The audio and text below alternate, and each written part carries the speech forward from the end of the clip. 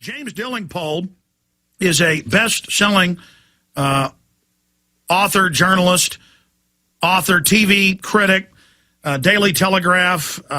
He also writes for so many other great publications. He's a British journalist and novelist, was educated at Christ Church, Oxford. He is a member of author of several novels and 2 nonfiction books, How to Be Right, The Essential Guide to Making Lefty Liberals History, and Welcome to Obama Land. I have seen the future and it doesn't work. He writes for the Daily Telegraph and is a TV critic for The Spectator. He has a blog, The Daily Telegraph, which he uses to disprove man-made climate change. And this is so exciting to have him on because he's one of the most prolific and detailed writers in the Telegraph. We got big headlines out about global government being established. We've got Gordon Brown. There will be nowhere to run from the New World Order. That's another great writer at the Telegraph, Janet Daly. We have another one, Copenhagen Climate Summit, plan for EU to police countries' emissions. And that's James Kirkup, if I think I'm pronouncing it right. So just great job over there at the Telegraph. And it's good to have James Delingpole on with us. Sir, wonderful to have you. Thank you for having me, Alex. I tell you, is it safe to say that the man-made global warming fraud has crashed and burned like the Hindenburg? I think we shouldn't count our chickens. Obviously, Christmas came early for you and me, first of all with ClimateGate, and second with the spectacular failure of the Copenhagen Carbon Fest, love in. But I think we've got a long way to go, because don't forget, we have got, 20 years since the warmists started putting about this story. You remember the Rio conference? Yes. Which, of course, was organized by your friend and mine, Maurice Strong.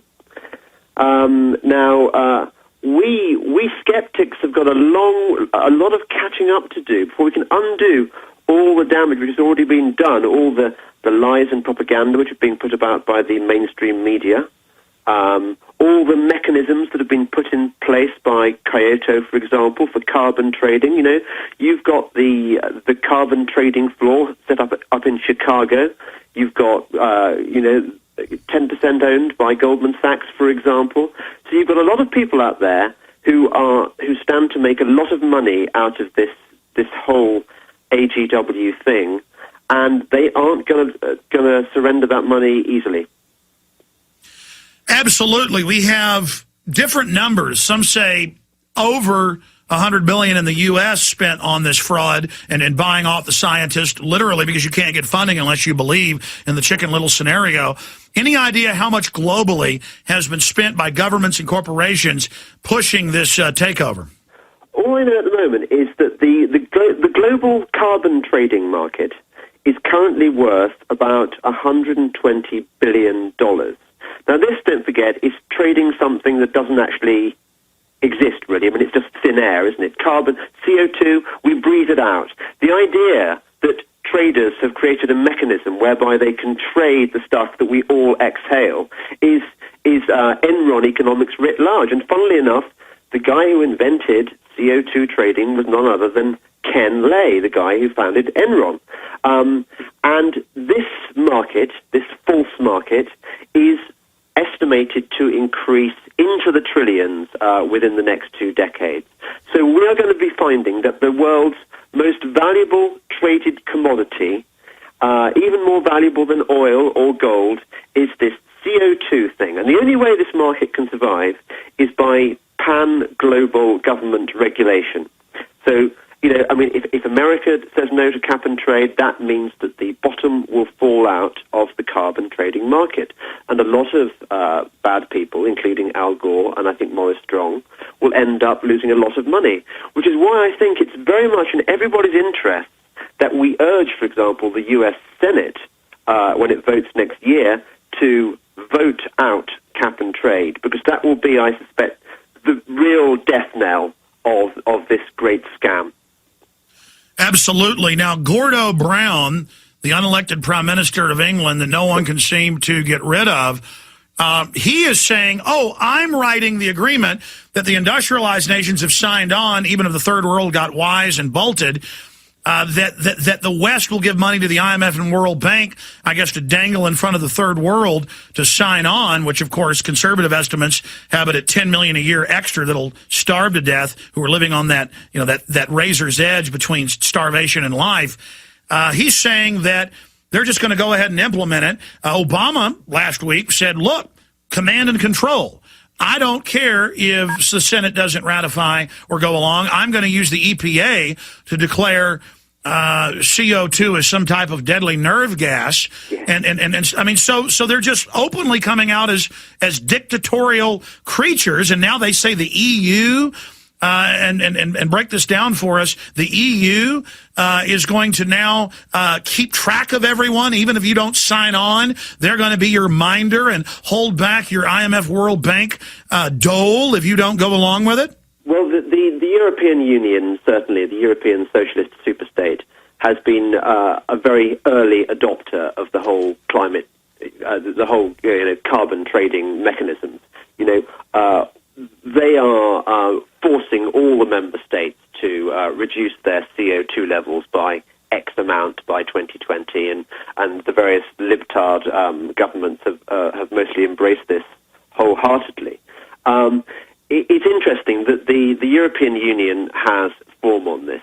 Almost all the member states of the European Union, when on those rare occasions where their people have had the chance to vote on the issue about whether or not they want to be part of this ever-increasing socialist superstate, they always say no. What does the European Union do? It always says, okay, we're just going to ignore the voters' requests, democratic requests, and we're going to carry on as usual and ride roughshod over their desires. This practice is also being adopted by the AGW, the International Global Warming Movement. Never mind all the scientific evidence that emerges and is emerging all the time that global warming is not man-made, and even if there is global warming going on, it is not catastrophic. Never mind all scientific evidence. We are going to carry on with our program as before, completely disregarding. I mean, I don't know how. Presumably, all your listeners are on side, Alex, but the thing I noticed blogging on this subject on the internet is just how many people out there on the internet are feeling betrayed by their governments, by their newspapers, which are not telling them the truth about it. And that was my next point. I read ABC News. I read literally hundreds of the comments. I don't even really read the story. I go to the comments, and the mainstream media keeps shoveling the lie that everyone agrees that the Earth is warming. Everyone agrees that polar bears are all dying, which is a total lie. Everyone agrees we've got to have a global government. And then literally 95% of the comments are saying we're sick of you liars, and they're well thought out. They're writing their own little mini articles with links to facts.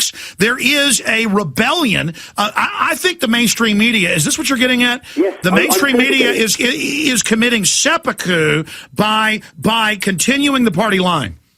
Alex, your analysis is absolutely spot on. There is no question that this will be seen in the future when people analyse the death of the MSM. This will be the point where the MSM killed itself, because it has refused to move with the times. It's refused to address the issues that are of concern to its readers.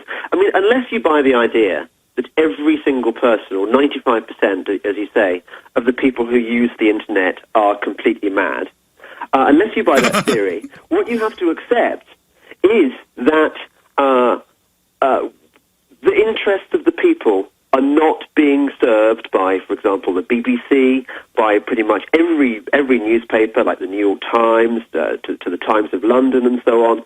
They are being completely ignored. All these newspapers, and of course the BBC as well, and of course most of the mainstream TV networks in the US, apart from possibly Fox, all these organizations employ environment correspondents. And all these so-called environment correspondents, they might as well, be writing press releases for Greenpeace or Al Gore. They're lapdogs. They never question the scientific issues. They're not interested in finding out the truth. All they care about is towing a particular line, which is the world is getting hotter. It's all our fault. We must spend more money now. Unbelievable. Let's continue then talking about the seppuku. That's when, I guess, the Japanese term for when they commit suicide with the short sword. That is pretty much what the mainstream media has already got the knife in. They're now pulling it up into their rib cage, completing the act of seppuku. And all I can say is more power to them. We'll be right back. For us, Alex.